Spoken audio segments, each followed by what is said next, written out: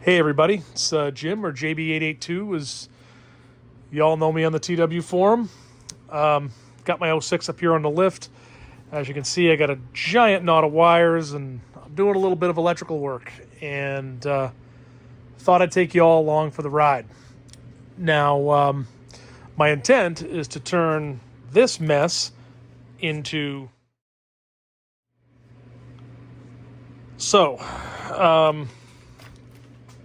Basically what I'm going to do is I'm going to get rid of all of this, and I'm going to put a fuse panel in here. And anybody that has a motorcycle knows how this goes. You keep adding accessories over time. Like, for instance, for me, I've added, started off with just a USB charger, this guy for my cell phone, that turned into another USB plug and heated grips and auxiliary lights and this guy here for our Garmin's.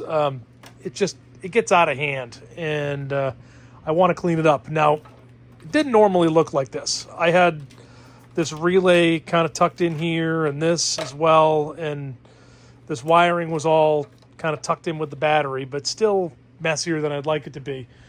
And I could show you on the other bike what this used to look like. So this is what it used to look like on the inside the tool compartment here. I had a relay mounted, and then this is the box for our cell phone chargers. And then up underneath the seat, I had all the wires kind of tucked here. Not ideal, but not terrible. And I also had another relay set up front to run the auxiliary lighting, which I'm also changing, so that's going to kind of alter the way all of this fits together. Now, how am I going to clean this up? Well, that's what I want to get into, and show you how I'm going to do it. Okay, back to my messy workbench. In this package, straight from Japan, this is what I'm going to use to clean all this up. Now, got this package today, came from Eastern Beaver in Japan. Now, full disclosure, this is not a sponsored video. I paid for these out of my own pocket.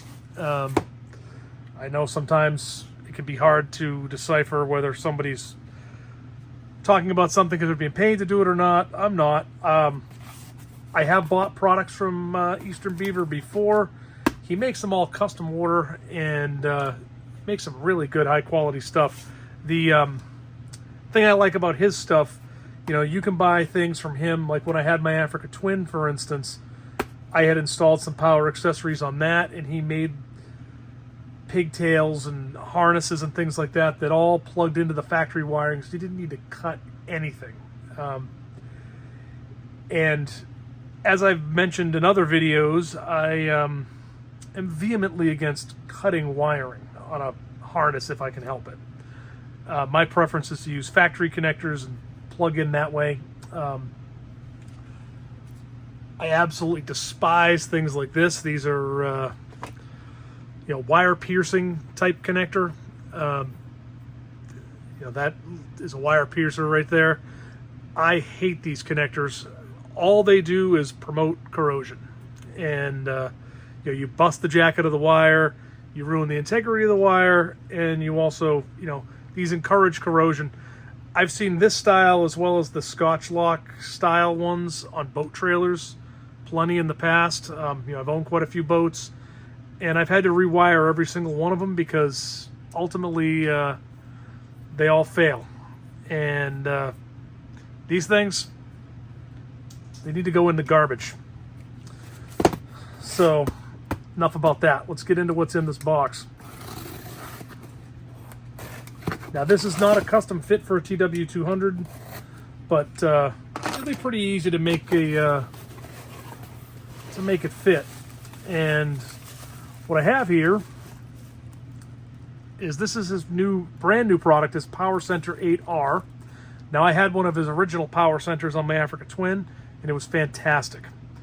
And what this is going to give me is 8 total circuits, 6 that are switched, and 2 that are unswitched, which will allow me to plug in all kinds of accessories. And let me open this up.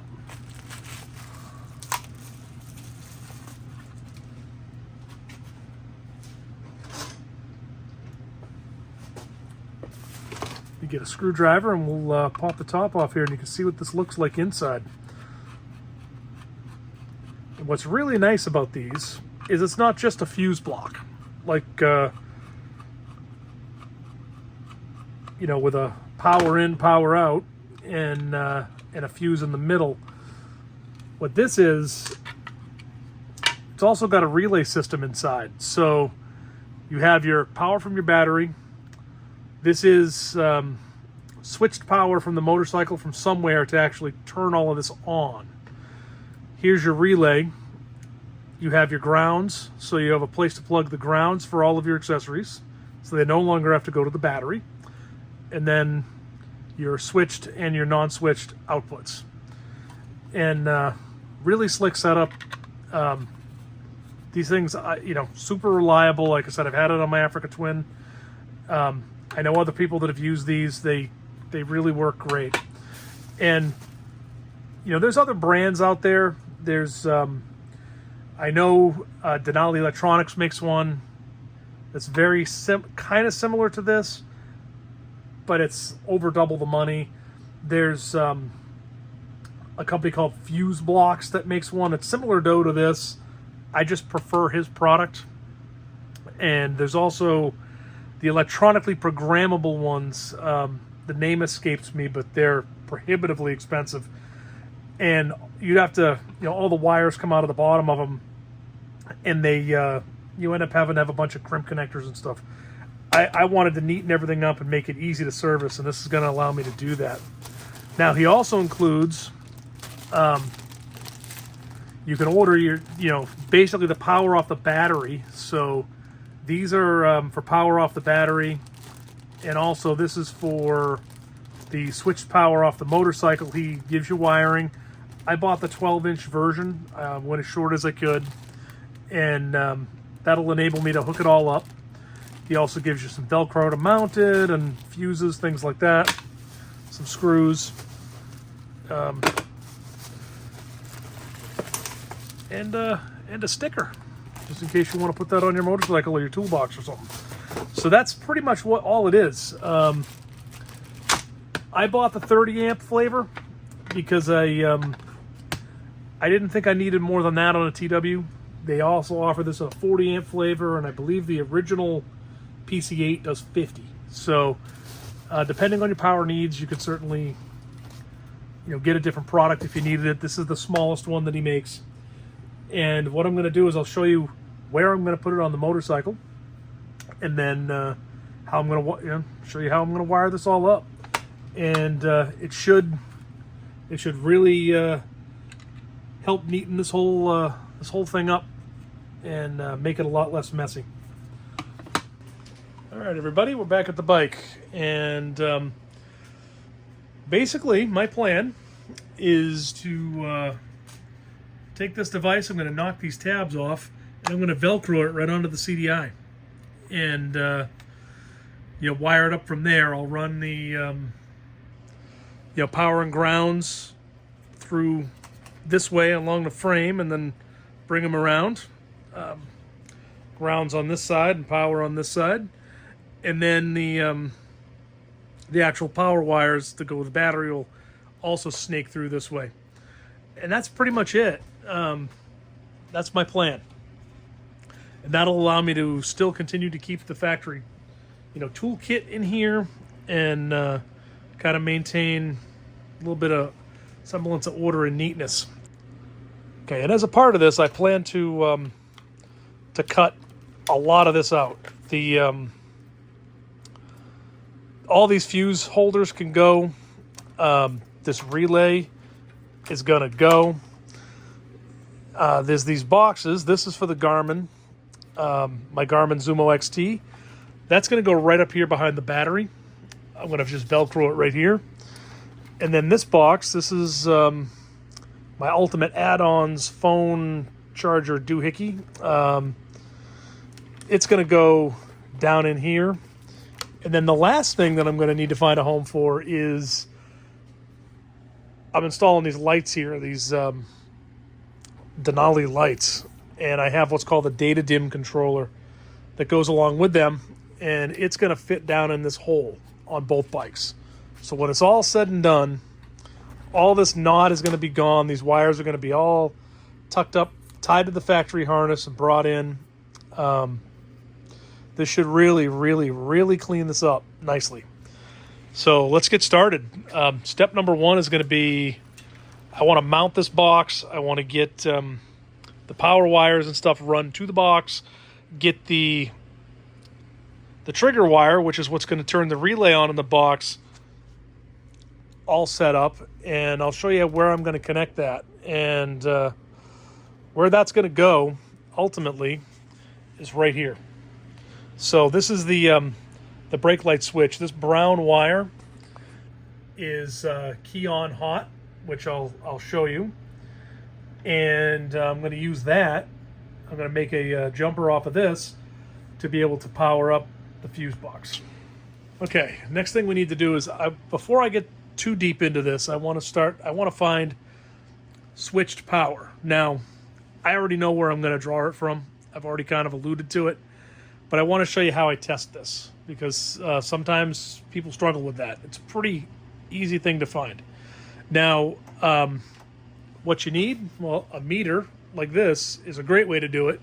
A test light would get you in the exact same place. So what I'm going to do is I'm going to take one end of my meter and I'm going to go back here to the battery. The other end of my meter I'm going to use to probe for power. And this is, as I had mentioned earlier, this is the brake light switch. I've disconnected it. I'm going to test this spot right here. And note, there is nothing there. There's no power. I'm going to turn the bike on. Excuse my reach. And I'm going to test it again. And look at that. I have power. So that tells me that this is a good place to pull switched power from to run the relay that's in this fuse panel. Now, how am I going to hook into it? So that's, I've already alluded to the fact that I absolutely despise wire piercing connectors. So my plan is to use a waterproof bullet off of here into here. They also, if you notice here, if I zoom in, there's two connectors on, there's an input and an output for switched power on this fuse block. Now, what I'm going to do there is I'm going to come back out of it and come into this end. The other solution, another way to do it, would be what I did on the original relay on the bike, which is I built this little pigtail that has two wires coming out of it, and it just kind of sat in the middle here and jumped it. And this worked quite well, and I could use this again. But I like this method of having two wires. Just seems cleaner to me, so that's what I'm going to do when I rig this up. Once I've rigged that up and mounted this over here, I can then start kind of deconstructing this whole mess. And the first thing I can do is take this relay away because I don't need it anymore. And then I can kind of go through each one of these wires and start connecting them up. And that'll kind of be it. Now, the reason I want to do this as well, like I had mentioned, I hate cutting factory wires. And to return it to stock, it'll just be a matter of disconnecting what I added and plugging this back in till it clicks, and that's it. It's fully returned back to the way it came from Yamaha, which is what I want to do. So, okay, so let's get this mounted up to the CDI. As I mentioned before, I want to mount it right along here, and I want to give a little bit of room to be able to get some wires in on this side, and it gives you some Velcro to do this with.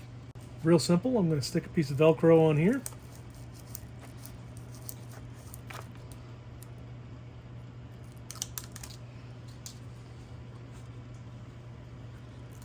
And I'm going to put this right about here.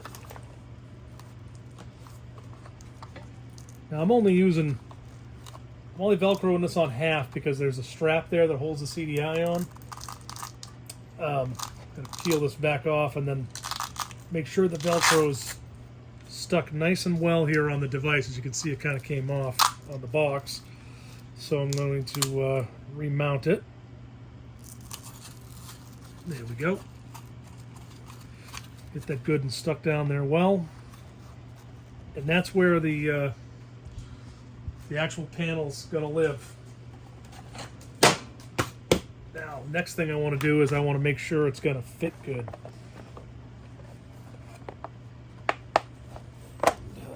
That's about where the panel normally lives. And it seems to fit quite well. As you can see, it doesn't have a lot of clearance. I mean, it's pretty tight to it back here. It's pushing right against it, but I don't think this is going to be a problem whatsoever when I put the seat back on and everything in the tank. I think this is going to fit great. And you know, the original fender comes down this way, so there'll be some room for these wires to come out and everything. So that should work out quite well.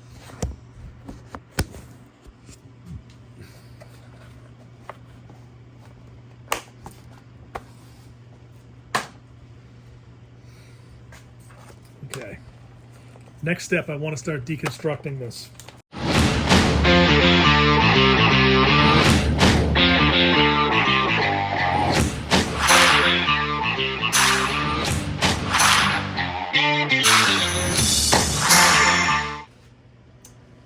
Thing number one, I want to pull the cover off. And now I can bring in the battery wires. Like I said, the ones that I've got were the 1-footers. These should be plenty.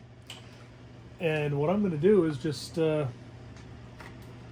snake them back through here along the factory wiring. And then I can make my connections. So there's my my positive. And I'm going to tighten down on the screw.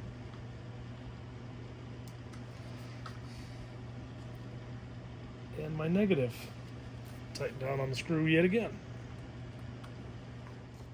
Okay, up next I'm going to connect my switched connectors here over to the switched power that I identified earlier. Step one is going to be to strip these. So I have my stripper tool here. And just going to strip these wires back just a little bit. And then I can install them.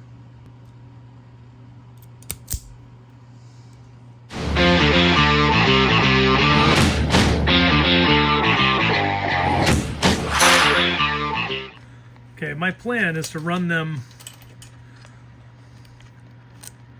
kind of along this way.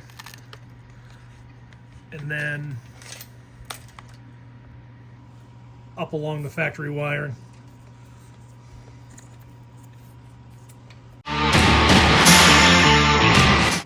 so I'll go down to this bottom one first. And I'm going to leave a little bit of slack here. So we'll snip that off. I'm going to strip this back.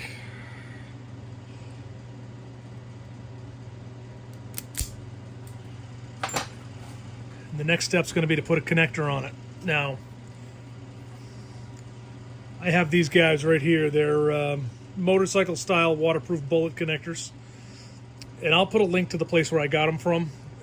This is kind of all they sell is bike specific stuff. These are pretty easy to use for the most part. You just got to put the sleeve on. You do need a special crimp tool for these. This is a ratcheting crimp tool for them. And what I like to do is I like to put the connector in the tool, and then I push the wire into the connector.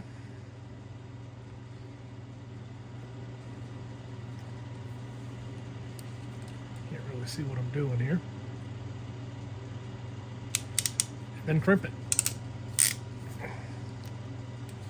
What you end up with is a connection like this, where you have the insulation underneath this first crimp, and then the second crimp you end up with the copper, and this jacket goes over it, and then I can plug it right into the bullet connector down here, and that's it. So it's very much a factory-like connection.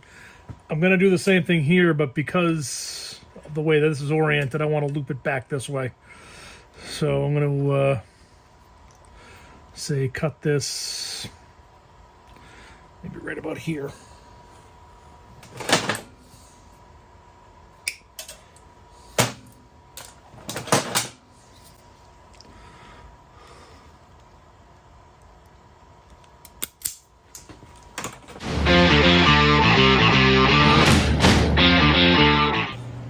Okay, and then I can button this up down here once I know everything works. Next step, I'm going to hook the battery up.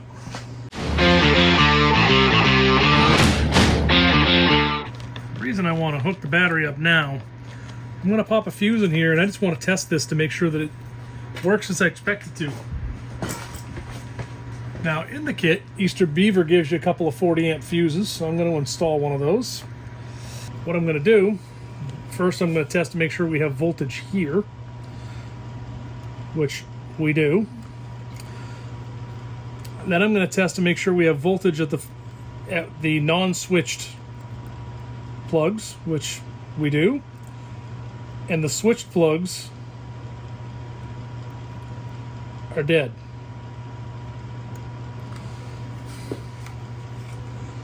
So now if I turn the power on to the motorcycle, I should have power here, which I do. So now what I'm going to do is I'm going to start connecting all these wires up. I'm going to have to do a little repair here on this one. Maybe extend these a little bit, and I can get the rest of them connected.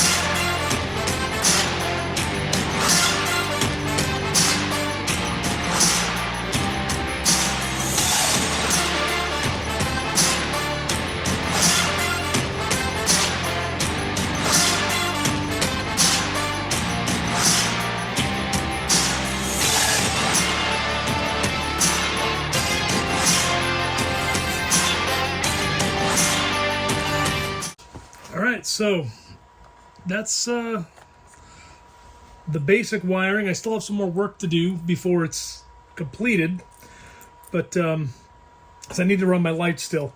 But for the time being, I'm going to plug some fuses into the ones that I've already done. Now what I can do now, I can put the fuse back in here and I can test everything. Okay, so there's my main fuse. There's my heated grips turning on. So that guy works. If I plug my phone in here, which you can't see, but I'm going to plug right into this lightning connector right into the back of my phone. that's working. I see it charging. Okay, and this guy, I need to go get my Zumo, but I can test it with a meter. Yep, I got voltage on that one, so that's working. Now, last but not least, to finish it off, I would put the cover back on it, like so, and that's what it's going to look like when it's done.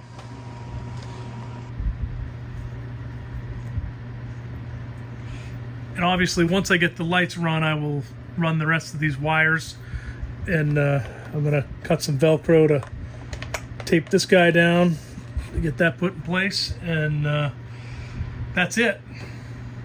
But that's basically the wiring in a nutshell. And like I said, I will neaten all this up, and I will make it zip tied and taped and tidy and everything. And once the lights are installed and I can show you the finished product, I will show you that as well. Okay, so here's the finished product. I have the rear plastic on, but here's the fuse box itself. And as you can see, it's a whole heck of a lot neater than it was. I don't have a big knot of wires anymore. Toolkit fits right in there, no problem. The side panel will fit over this. It's going to be a little tight, but it's going to fit. Let's talk about this area here, because a lot has changed here. Where I had a big knot of wires before, I now have less of a knot of wires. So underneath the strap here, this is my Ultimate Mobiles or Ultimate Add-ons waterproof phone charger, which I really, really like. Highly recommended. This is my Garmin Zumo XT charger, which just sits underneath there, and both of them are held in by the strap, and this is also Velcroed in. Both of these run to the fuse block. I have 2 fuses here, which is a whole heck of a lot less than what I had before, because I had like 4 or 5 before. This is the one that runs to the fuse block itself. So that's what runs that. And this one runs to my battery tender lead, which I very rarely use as a battery tender. I more use it to plug in. Like, I have a USB plug that plugs into it that I can use to charge, say, my Cardo in a tank bag when I'm off the bike. Last thing that's in here is this guy right here. This is, I can't really show it to you because it's kind of buried, but it's a data dim module for my new Denali S4 lights that I also wired up as a part of this whole thing. The data dim module is sitting down there. There's a little pocket right below my finger where I cut the foam out. That was there's a foam spacer that you need for the Shirai battery that I have. And I cut a piece of that foam spacer out, so this would just slide right down in there. So it gives that a home. So everything has a home now, and it's a whole heck of a lot tidier than it was before. Now, all of this, I think, is made possible by having this lithium-ion battery. This bike has a Shirai in it. I've had this since 2014. It's now 2023. So 9 years. I've never charged it. The thing it works brilliantly. And I would buy another one of these. The other bike has an anti-gravity, which is very similar in size to this, but it does have a couple extra battery terminals on it. I'd buy that one again, too. The thing I like about the anti-gravity battery over the Shirai is that the anti-gravity has built-in battery management, which this battery does not. But overall, I mean, I cannot complain about the performance of this battery. I've never plugged it into a tender. I store this bike in the wintertime. I live in New England, so from November-ish, December-ish to April-ish, this bike sits, and it sits usually outside in an unheated shed or our motorcycle trailer, which is also unheated, enclosed motorcycle trailer. And every spring, both these bikes, they crank over with gusto. I've never had to plug them in. And obviously, for a battery to last, a little tiny battery like this to last 9 years, they're doing it right. There's no doubt about that. So, but that's pretty much it. This is, like I said, this is the finished product. And if you have any questions about anything that I used in this video, how to wire this, anything, feel free to reach out. You can hit me up in the comments. Any questions, concerns, just general comments, please let me know. And I appreciate you watching this really long video, and I hope you have yourself a great day.